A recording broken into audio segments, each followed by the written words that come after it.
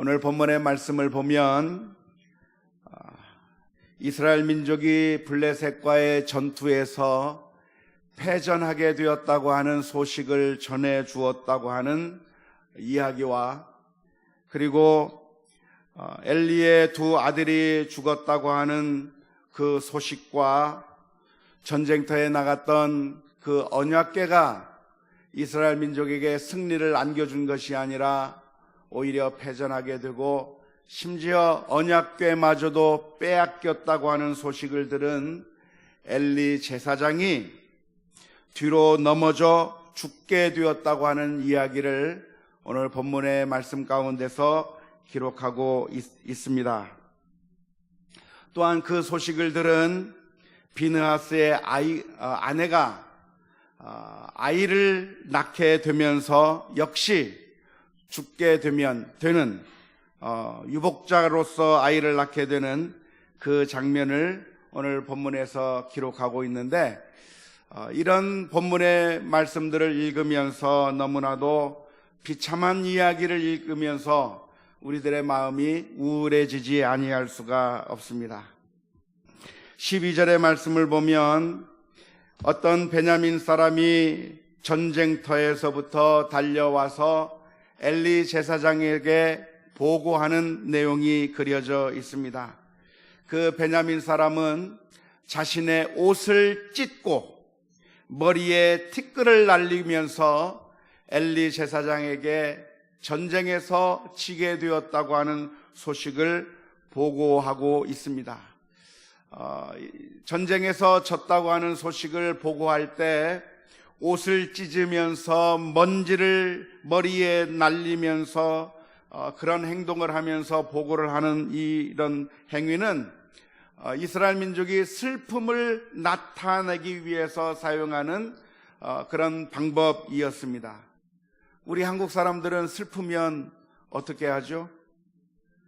우리 한국 사람들은 슬픈 것을 나타내기 위해서 베옷을 입고 지팡이를 짚고 머리에 띠를 두르고 아이고 하면서 애곡을 하는 것이 우리들의 표현 방법이라고 한다면, 이스라엘 민족들은 슬픈 일을 보고하게 될 때, 슬픈 일을 당하게 됐을 때 자신의 옷을 찢으면서 흙먼지를 날리면서 자신을 향해서 그렇게 하는 그런 모습이 바로 슬픔을 가장 극대화해서 나타내는 방법일 것인데, 바로 이 베냐민 사람이 전쟁에서 졌다고 하는 소식을 전하면서 그런 슬픔의 표현을 하면서 보고를 하게 되었습니다.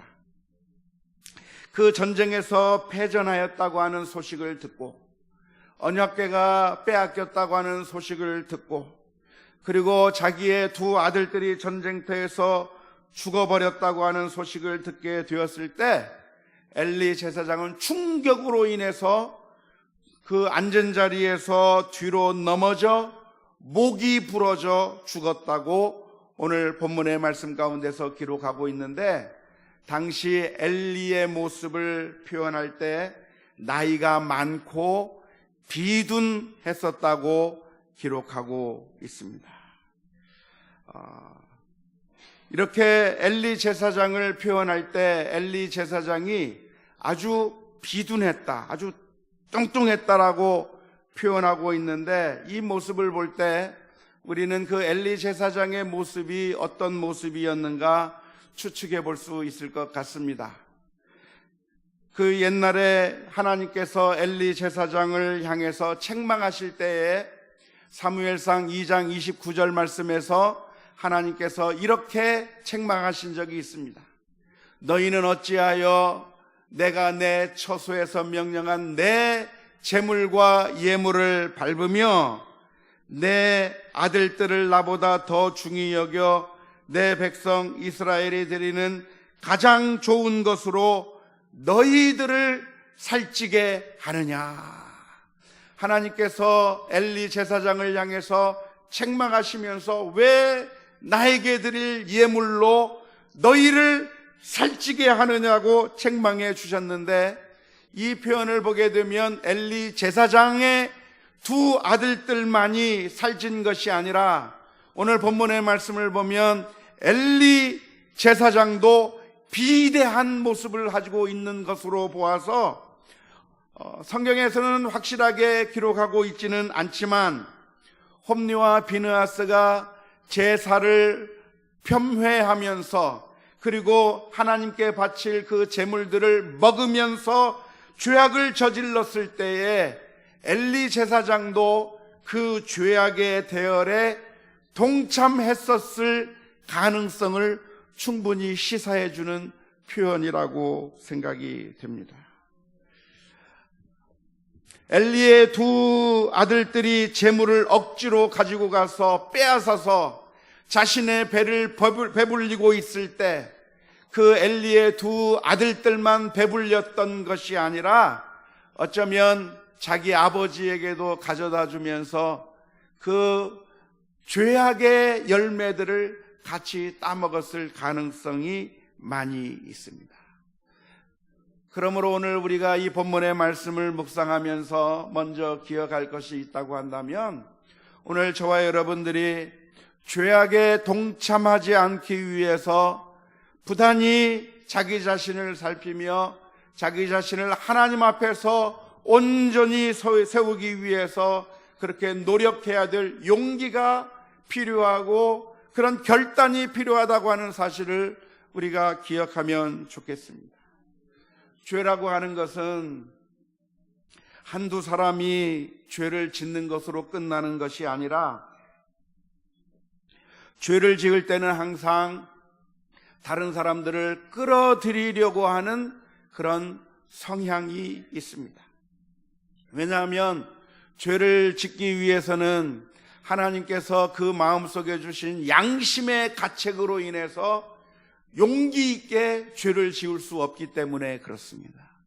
우리가 하나님의 말씀대로 살지 않으려고 할 때, 하나님의 말씀에서부터 떠나려고 할 때 하나님께서 우리의 양심 가운데 그 양심을 두드리면서 책망하게 됩니다. 그래서 그 양심의 그 책망을 받으면 두렵기 때문에 사람들이 선택하는 방법이 있다고 한다면 혼자서 죄를 짓는 것이 아니라 죄를 지을 동참자를 찾는 것이고, 죄를 지을 때 다른 사람들과 함께 죄를 짓자고 해서, 그래서 같이 죄를 지음으로 나 혼자 죄를 짓는 것이 아니기 때문에 괜찮다라고 하는 자기 최면을 걸게 되는 것이 죄가 활동하는 방법입니다. 우리가 잘 아는 대로 아담과 하와가 하나님의 명령에 따라서 선악과를 먹지 말아야 할 텐데 하와가 뱀의 꾀임에 넘어가서 선악과를 먹게 됩니다. 선악과를 먹는데 하와가 혼자 먹고 혼자 죄 짓고 혼자 망한 것이 아니라 하와가 이 선악과를 먹고서 남편에게로 가지고 갑니다. 그리고 여보 당신도 먹자. 나도 먹었으니 당신도 먹자. 함께 죄를 저지르면서 이 사람도 같이 먹으니까 괜찮겠지. 온 사회가 잘못하고 있으니까 괜찮겠지. 자기 자신에게 최면을 걸어가면서 그래서 죄 짓는 것이 괜찮은 것이라고 생각하면서 죄를 짓게 되는 것이 죄의 특성이라고 말할 수 있습니다. 그래서 오늘 저와 여러분들은 누군가 우리를 향해서 죄에 동참하자 유혹하게 될 때 그 죄에 동참하지 않을 용기와 결단이 우리에게 필요한 줄로 믿습니다. 예전에 우리 꼬마 아이들이 어렸을 때 3살이나 4살이나 뭐 그 정도 됐을 때예요. 제 아내가 아이들한테 이야기를 했습니다. 너희들 침대 위에서 과자 먹지 마라. 엄격한 법을 줬는데 나중에 보니까 제가 안방에 들어가 보니까 우리 둘째 꼬마아이가 침대 위에서 과자를 먹고 있는 겁니다. 과자를 먹으면서 부스러기를 떨어뜨리는 그 모습을 보면서 제가 우리 딸한테 그랬어요. 얘야, 엄마가 침대 위에서 과자 먹지 말라고 했는데 네가 침대 위에서 과자를 먹으면 어떡하냐? 그랬더니 우리 꼬마아이가 어떻게 한 줄 아세요? 과자를 먹다가 제 입에 쏙 넣어주면서 아빠도 먹어.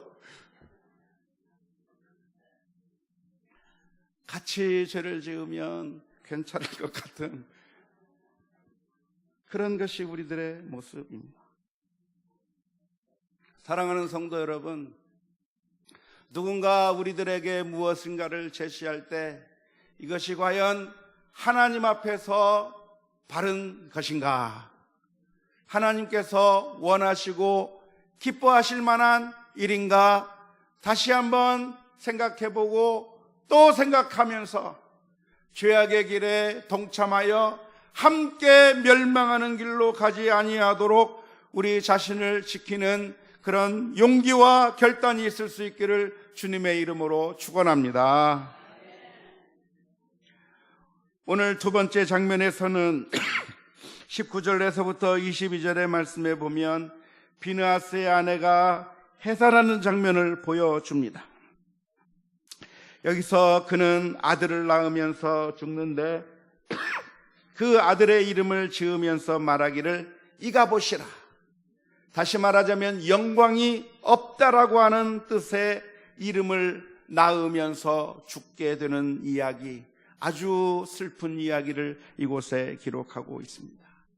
아이가 태어난다고 하는 것은 얼마나 기쁜 일입니까? 아마 인생의 경험 가운데서 가장 큰, 가장 행복하고 가장 기쁜 경험의 순간을 꼽으라고 한다고 하면 자녀를 낳는 그 순간이 인생에서 가장 감격스러운 순간이라고 말할 수 있을 것 같습니다. 가장 행복해야 될 순간이고 가장 감격스러울 그 순간이 가장 비참한 순간으로 바뀌어 버리게 되는 이 비참한 이 상황. 남편이 죽고 시아버지가 죽고 그 이야기를 들으면서 자기 자신도 죽으면서 자기가 죽으면서 아이를 낳는 그런 비참한 모습을 보여주는 이야기가 오늘 본문의 말씀 가운데 기록되어 있습니다. 우리는 이 본문의 말씀을 읽으면서 우리는 일종의 두려움을 느끼지 않을 수가 없습니다. 왜냐하면 이 일들이 사실은 하나님께서 예언해 주셨던 일들이기 때문에 그렇습니다. 우리는 몇 주 전에 이 엘리 제사장에 관한 하나님의 심판의 예언들에 대해서 살펴보았습니다. 그때 하나님께서는 엘리 제사장을 향해서 말씀하셨습니다. 사무엘을 향해서 말씀해 주셨습니다. 하나님께서 엘리 제사장의 집안에 어떠한 심판을 내리실 것인가에 대해서 구체적으로 하나씩 말씀해 주셨는데 하나님께서 해주신 그 예언의 말씀 그대로 하나도 어김이 없이 완벽하게 맞아떨어지면서 엘리 제사장의 가정이 심판을 당하는 그 모습을 보면서 우리는 등골이 오싹해지지 아니할 수가 없습니다. 아, 정말이구나. 하나님께서 엘리 제사장에게 예언해 주셨는데 그리고 또 어린 사무엘에게 해주셨던 바로 그 예언하신 말씀이 하나도 어김이 없이 정확하게 맞아떨어져가는 그 모습을 보면서 법궤도 빼앗겨버리고 엘리의 두 아들들도 죽고 엘리도 죽고 비느하스의 아내도 아기를 낳으면서 죽으면서 온 가족이 하루아침에 몰살당하는 그 모습을 보면서 우리는 두려움에 휩싸일 수밖에 없습니다. 민수기 23장 19절의 말씀을 보면 하나님의 말씀에 대해서 이렇게 기록하고 있습니다. 하나님은 사람이 아니시니 거짓말을 하지 않으시고 인생이 아니시니 후회가 없으시도다. 어찌 그 말씀하신 바를 행하지 아니하시며 하신 말씀을 실행하지 않으시리야. 우리가 기억해야 될 것이 바로 이것입니다. 하나님의 말씀은 우리가 가볍게 볼 것이 아닙니다. 하나님께서 말씀하시면 말씀하신 그대로 이루어지게 되어 있습니다. 하나님께서 심판하시겠다고 하시면 심판을 당할 수밖에 없습니다. 따라서 우리를 향해서 만일 하나님께서 심판의 말씀을 하셨다고 한다면 바로 그 심판의 말씀을 듣는 그 순간에 회개하고 엎드리면서 하나님 앞에 울부짖으며 살려달라고 기도하며 나아가야 될 줄로 믿습니다. 엘리 제사장을 향해서 말씀을 해주실 때, 그 하나님의 말씀을 들을 때 그냥 가벼이 넘겨버리고, 심판하실 것이라고 말씀하셨는데도 그냥 아무 일도 아닌 것처럼 대수롭지 않게 넘겨버릴 것이 아니라 지금 당장 심판이 떨어지는 것이라고 하는 그런 위기감을 가지고 그 순간에 회개해야 했다고 하는 것입니다. 오늘 엘리 제사장은 베냐민 사람이 와서 패전의 소식을 전하고 전투의 모습이 어떠했는가에 대해서 표현하게 될 때, 보고하게 될 때 엘리 제사장은 그 이야기를 듣고 나서 충격으로 인해서 죽었습니다. 충격으로 인해서 뒤로 넘어져 죽었는데 이게 얼마나 안타까운 일입니까? 이게 얼마나 속상한 일입니까? 자기 자식이 죽고 언약궤가 빼앗겨 버린다고 하는 그 소식을 들을 때 충격을 받을 거라고 한다면 하나님께서 심판의 예언을 해주셨을 그때에 충격을 받고 하나님 앞에 엎드려야 했던 것이 아닙니까? 하나님께서 말씀해 주시면 반드시 그대로 이루어지는 것인데 하나님께서 말씀해 주셨을 때는 아무런 반응이 없고 그냥 괜찮은 듯 대수롭지 않은 듯 그냥 지나쳐 버리다가 결국 그 일의 마지막의 모습을 본 다음에 그때서야 충격을 받는 그 모습이 얼마나 어리석은 모습인지 모르겠습니다. 하나님의 말씀은 우리들에게 허투루 주시는 말씀이 아니라 온전히 이루어지시는 100% 완벽하게 이루어지는 말씀이라고 하는 사실을 우리가 기억해야 될 줄로 믿습니다. 이사야서 55장 10절 11절 말씀에 이는 비와 눈이 하늘로부터 내려서 그리로 되돌아가지 아니하고 땅을 적셔서 소출이 나게 하며 싹이 나게 하며 파종하는 자에게는 종자를 주며 먹는 자에게는 양식을 줌과 같이 내 입에서 나가는 말도 이와 같이 헛되이 내게로 돌아오지 아니하고 나의 기뻐하는 뜻을 이루며 내가 보낸 일에 형통함이니라. 하나님께서 말씀하시면 그 말씀하신 것이 허공을 치다가 그냥 땅에 떨어져 버리는 것이 아니라 하나님의 말씀은 그 말씀 그대로 이루어진다고 하는 사실을 생각하게 될 때 오늘 저와 여러분들이 하나님의 말씀을 들을 때마다 이 말씀을 그냥 흘려보내는 것이 아니라 우리가 하나님의 말씀을 진지하게 받아들이며 회개할 것이 있으면 회개하고 하나님 앞에 나아가는 우리 모두가 다 될 수 있기를 주님의 이름으로 축원합니다. 만일 우리가 죄악 가운데 있다고 한다면 아직 하나님께서 심판하지 않을 때 회개해야 합니다. 우리는 얻어맞고야 그때서야 회개하고 있는데 그때 회개할 것이 아니라 지금 잘 나가고 있을 때 회개하셔야 합니다. 하나님, 죄로 인하여 하나님 앞에 순종하지 못했는데 나에게 이런 은혜와 축복을 주시니 웬 은혜입니까?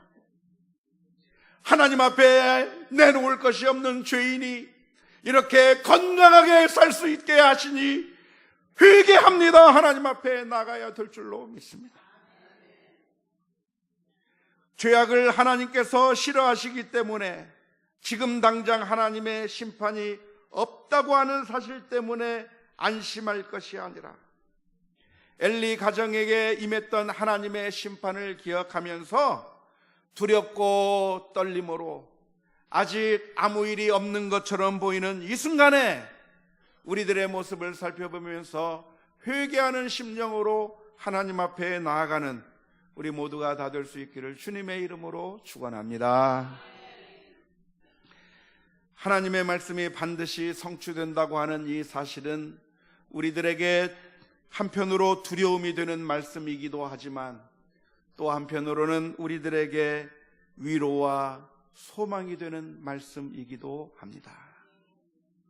하나님께서는 심판의 말씀만 하신 것이 아니라 우리를 향해서 구원의 약속도 해 주셨기 때문이고, 하나님께서 해 주셨던 그 구원의 약속이 실패하지 아니하고 반드시 이루어지기 때문에 그렇습니다.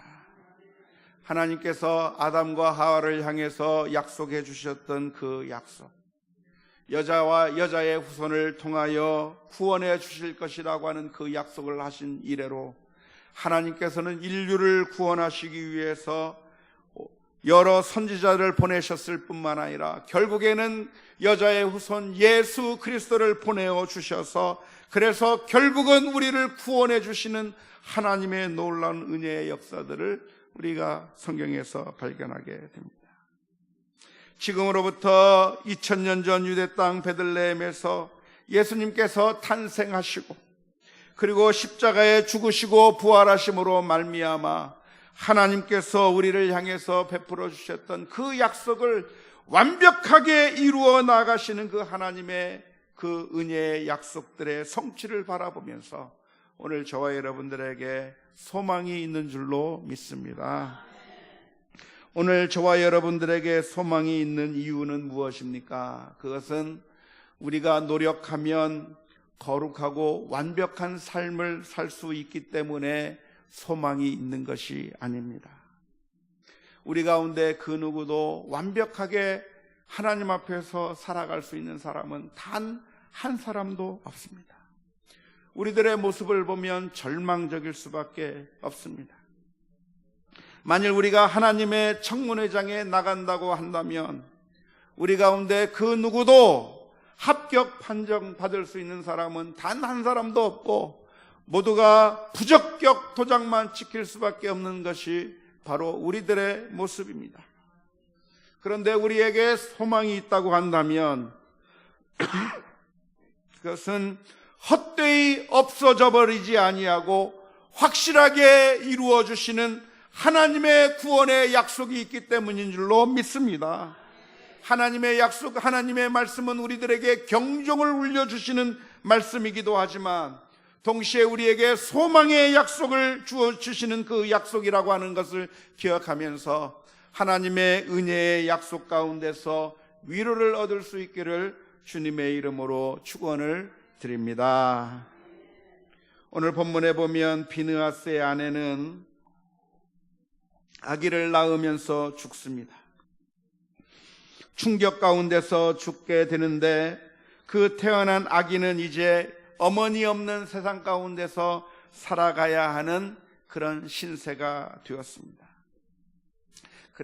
그래서 이제 이 비느하스의 아내를 통해서 태어난 이 아들은 아버지도 전쟁터에서 죽어버리고 어머니도 아이를 낳다가 죽어버려서 부모가 없이 그냥 태어난 정말 불쌍한 아이로 인생을 출발하게 되었는데, 어쩌면 바로 이 아이의 모습이 지금 이스라엘의 모습과 똑같습니다. 이스라엘의 모습이 지금 어떤 모습입니까? 이스라엘의 아버지가 누굽니까? 하나님이 이스라엘 민족의 아버지예요. 하나님이 이스라엘 민족의 아버지인데 하나님께서 더 이상 이스라엘 민족과 함께하지 않는 상태가 되어버린 겁니다. 이스라엘 민족이 아버지를 잃어버린 것과 마찬가지로 이 아이가 아버지 없이 어머니 없이 태어나게 되고 말아서, 그래서 이렇게 고통스러운 삶을 살아가게 되는 것입니다. 지금까지 이스라엘 민족은 어떻게 해서 살았습니까? 하나님께서 이스라엘 민족의 아버지가 되어주셔서 늘 함께 해주셨고, 그래서 이스라엘 민족들이 축복된 삶을 누릴 수가 있었는데, 이스라엘 민족이 하나님 앞에 죄악을 저지름으로 말미암아 이제는 아버지가 없는 자녀처럼 이스라엘 민족은 이제 하나님의 영광이 떠나가 버린 상태에서 하나님의 영광이 더 이상 함께하지 아니한 그런 고난의 길로 들어가게 된 모습이 오늘 본문의 말씀 가운데 기록되어 있습니다.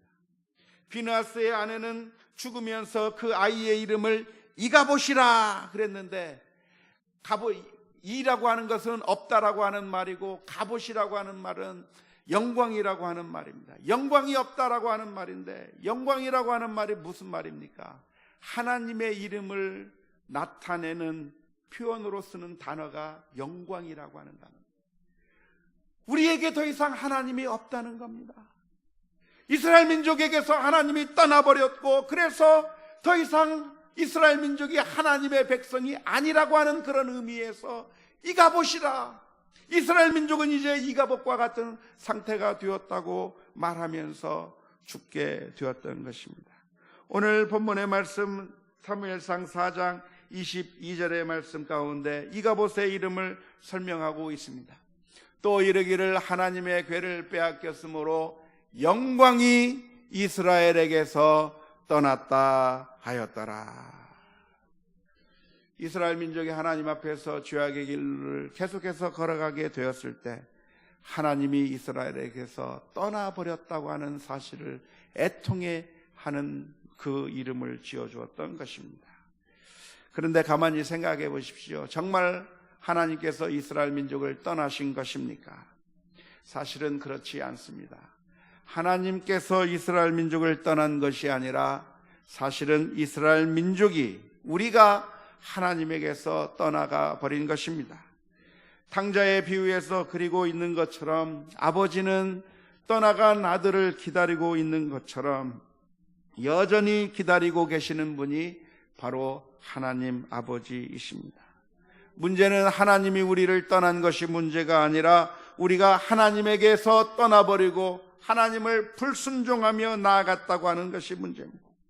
하나님께서 우리와 함께 하고 계시기를 원하지만 문제는 우리의 죄가 너무나도 커서 하나님에게 나아갈 수가 없고, 그리고 우리가 하나님에게서부터 멀리 떠나갔다고 하는 것이 문제인데, 그 떠나간 자녀를 위해서 주님께서 회초리를 드시는 겁니다.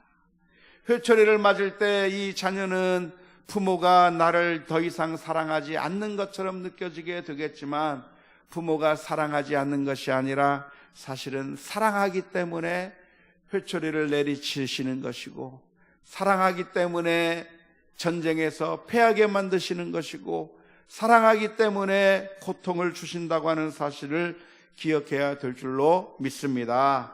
히브리서 12장 7절 8절 말씀은 이렇게 기록합니다. 너희가 참음은 징계를 받기 위함이라.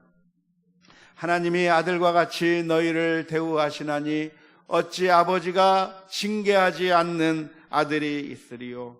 징계는 다 받는 것이거늘 너희에게 없으면 사생자요 참 아들이 친아들이 아니니라. 우리가 평안할 때 회개해야 된다고 말씀드렸는데, 고통을 당하고 어려움을 당하면 그때는 괴로워할 것이 아니라 하나님 앞에 오히려 감사하며 하나님 앞에 돌아와야 될 줄로 믿습니다.